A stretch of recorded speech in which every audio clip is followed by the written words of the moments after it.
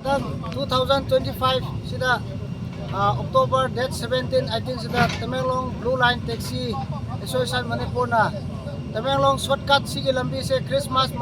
naksil lakpagi season osil lakpagi handak so public ki interest yengraga handak association na asige shortcut lambi se balok tigi rangkung pau se repairing tawraga laire numit ani ge thabak ni ngasi subase aduga asige thabak sida mateng pangbi riba MLA site ki JCB ani aduga thau liter sani Tamenglong STO Tausiam STO aduga CEO Tamenglong aduga Tamenglong SP CMO singnasu moinasu buksen chawraga asige lambi sembagi sida moinasu mateng chawna pangbire ekoi Blue Line Taxi member sina main power oina tawraga sige thabak se numit ani se sathara laibani